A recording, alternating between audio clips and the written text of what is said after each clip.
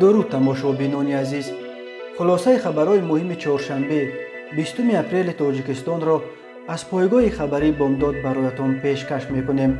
در این برنامه بازداشت سرخطیب نویه شاه منصور داملا عبدالحق بعد سخنرانی در مراسم دفن داملا حکمت الله، به مهاجران تاجیک در روسیه برای قانونی کردن مقامشان تا 30 ایون فرصت دادند. در تاجیکستان الکی 36,000 نفر واکسین ضد کرونا ویروس گرفتند.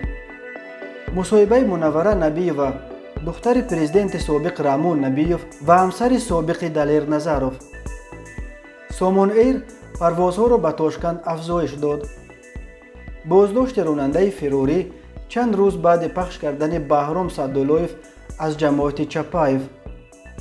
هشدار از طوفان در روزهای آینده تا حد امکان هوشیار باشید. و اکنون تفصیلات خبرها. بنا به اطلاع منابع سامانه بامداد، داملا عبدالحق سرخطیب مسجد مرکزی نویه شاه منصور شهر دوشنبه شام 19 اپریل از جانب کارمندان شعبه کمیته دولتی امنیت ملی در نویه فردوسی پایتخت بازداشت شده است.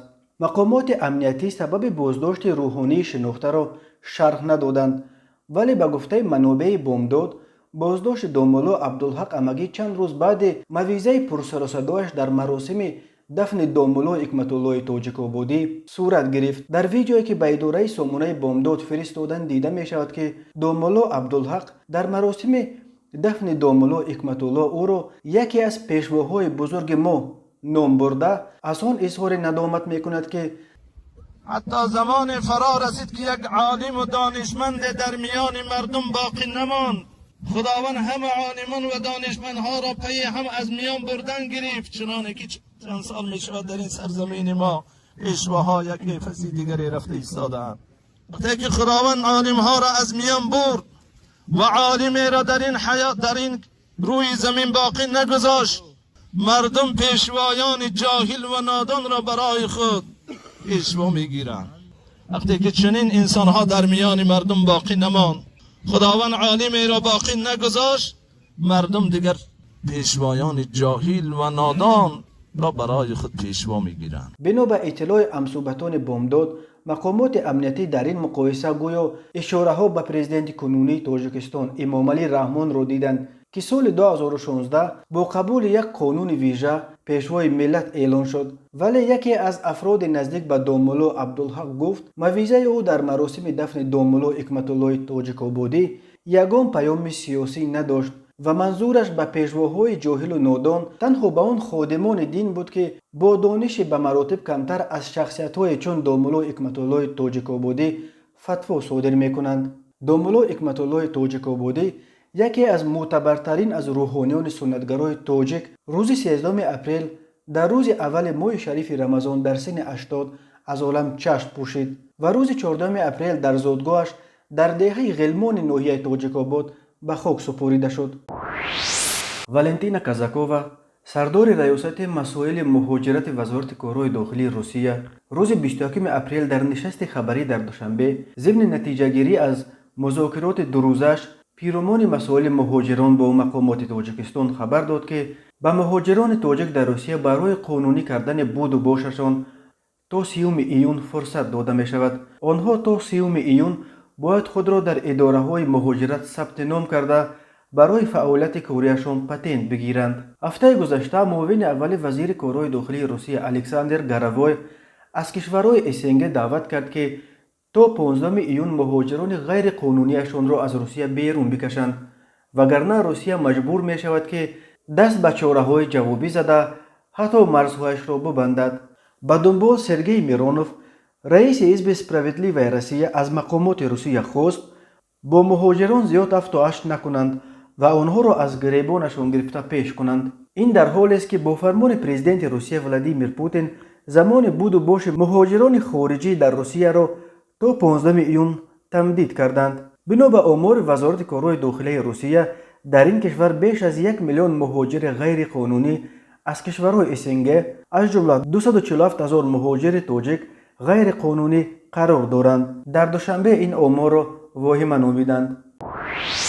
منوره نبیوه دختر پرزیدنت سابق تاجیکستان رحمان نبیف و همسر سابق آوازخوان شورتیار تاجیک دلیر نظروف در یک مصاحبه مفصل با رادیو آزادی برخی جزئیات تا حال نگفته روزگار پرشورش را یادآوری کرده است. منوره نبیوه کارمند سابق اکادمی علمها که اول 61 سال دارد از جمله گفته است که آنها به فرضیه رسمی مقامات درباره سال 1993 همگی چند ماه بعد استعفایش از مقام پرزیدنتی گویا بر سر سکته قلب وفات کردن پدرش باور ندارد. دختر پرزیدنت سابق گفت پدرش هیچگاه بیماری دل نداشت. او همچنین گفت پدرش اصلا هوس پرزیدنت شوی نداشت. حاجی اکبر تورا جانزاده از هواخواهان پدرم بود و به خانه می اومد. باری با خود گوسفندی را آورده زیر پای پدرم سر آن را بریده و گفت که رحمان نبیویچ شما باید پرزیدنت شوید. منوره نبیوه همچنین از ازدواجش با دلیر نظروف قصه کرده است که آنها هر دو در یک مکتب می خواندند ولی اویلشان برای آن فرو پوشید که خیلی جوان خانه‌دار و سپس زود صاحب فرزند شدند و خوب نمی دانستند که اکنون چه کار کنند. وقتی پسر کلانیم تولد شد پدرم به مهربان نظروف زنگ زده گفتند که نبیره‌تان را چه نام میمانید؟ مهربان نظرویچ گفتند این نبیره دهم من است. برای شما اول من به شما حق نامگذاری را میدهم. نقل کرده است منوره نبیوه. پدر او رحمان نبیف سال 1981-1985 کاتب یکم حزب کمونیستی تاجیکستان و عملا رهبر یکم این جمهوری بود. سال 1985 او را مقامات مسکو از وظیفه گرفتند، اما نبیف سال 1991 در نخستین انتخابات مستقیم پرزیدنت تاجیکستان غلبه کرده سالهای 1991-1992 راهبری کشور را از نو به دست گرفت. ماه سپتامبر سال 1992 یک گروه سلاح‌به‌دستان طرفداران مخالفین رحمان نبیف را در فرودگاه دوشنبه گروگان گرفته مجبور کردند که عریضه استعفایش را امضا کند. رحمان نبیف 11 اپریل سال 1993 در یک شرایط مرموز در منزلش در شهر خوجند وفات کرد. منوره نبیوه از ازدواجش با دلیر نظروف 2 فرزند دارد. پسر کلانی آنها ابرار نیز کسب پدر را پیش گرفته آوازخوان شده است. تا 20 اپریل در تاجیکستان الکی بیش از 36,000 نفر واکسین ضد کرونا ویروس گرفتند. در این باره به خبرگزاری دولتی خاور نوروز جعفروف سردار ریاست امنیت سانیتاری و بهداشتی وزارت تندرستی تاجیکستان خبر داده است.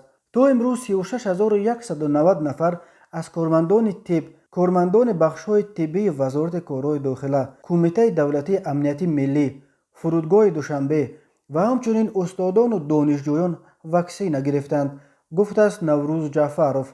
واکسینه زنی از کرونا ویروس در تاجیکستان روز 23 مارس آغاز یافت. در عموم طبق نقشه در کشور باید 6,714,000 نفر واکسین ضد کرونا ویروس بگیرند. اولین بسته واکسینه های شرکت استرازینیکا عبارت از 192,000 دوز در چارچوبه برنامه سازمان جهانی تندرستی با نام کوواکس که تامین عادلانه کشورها با واکسین ضد کرونا ویروس را به هدف دارد، روز 8 مارس با یک هواپیمای سامان ایر از دیلی هندوستان به دوشنبه آورده شد.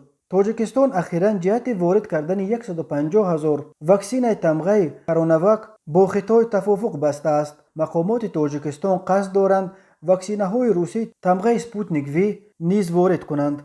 در تاجیکستان بر اساس آمار رسمی وزارت تندرستی بیش از 13,000 مورد سرایت به کرونا ویروس و همگی 90 مورد مرگ بیماران از این ویروس ثبت شده است.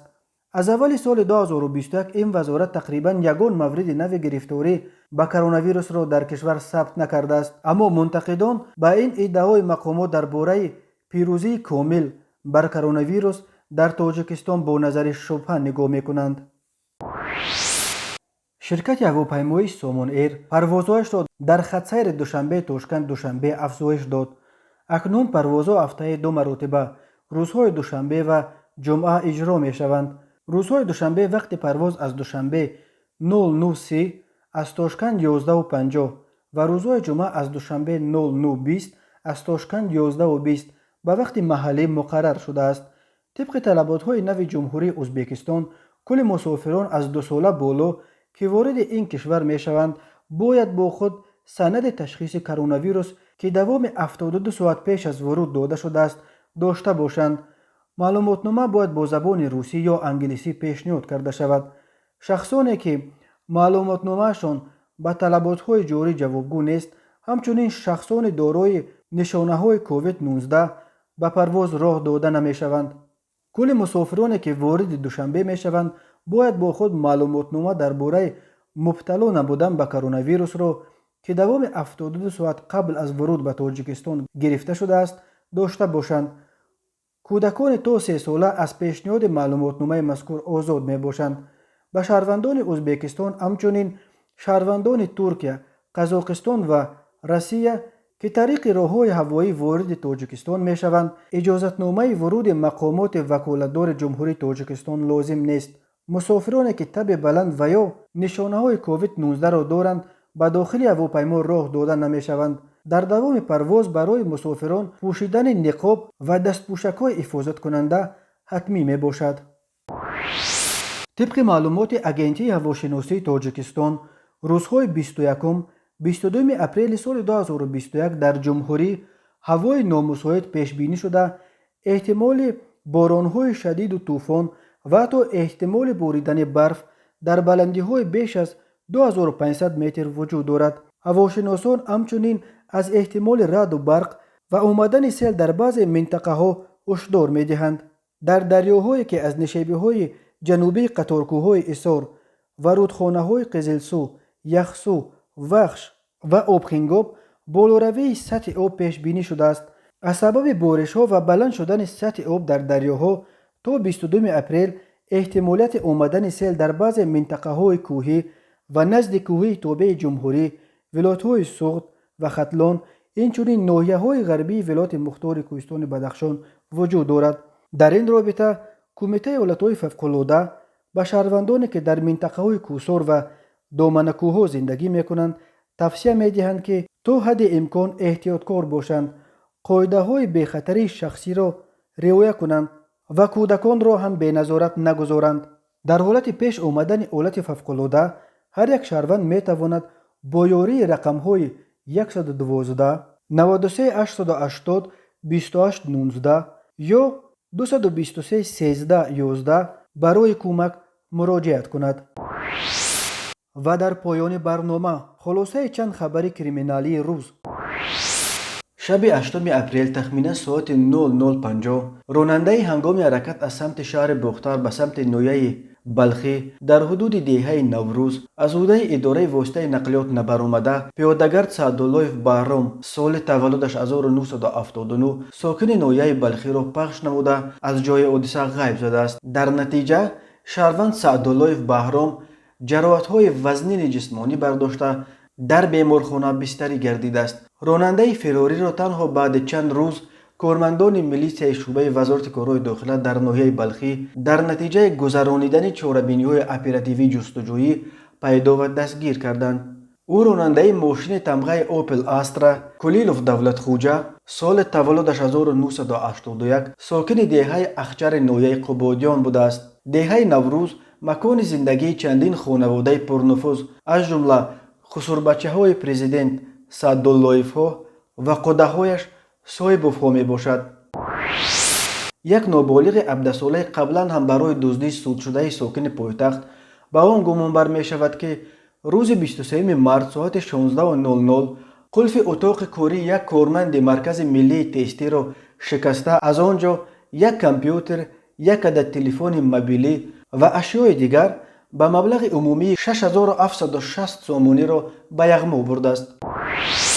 یک زن 45 ساله ساکن نویه خراسان با گمان قلابی دستگیر شده است. وزارت کارهای داخله گفت این زن دوم دکبر سال 2020 در نزد مرکز سودای صدبرگ به باوری زن 53 ساله ساکن دوشنبه در آمده از او برای تجارت 178,000 سومانی گرفته تا حال برنگردانیده است. او همین طور 25 سپتامبر سال 2020 در نزد افتکلان رقم 2927 شهر دوشنبه از یک مرد 49 ساله شهروند افغانستان 81,000 سومانی گرفته تا حال برنگردانیده است. این بود چند خبر. خبرهای بیشتر رو در سامانه بامداد پیگیری نمایید. خوش باشید.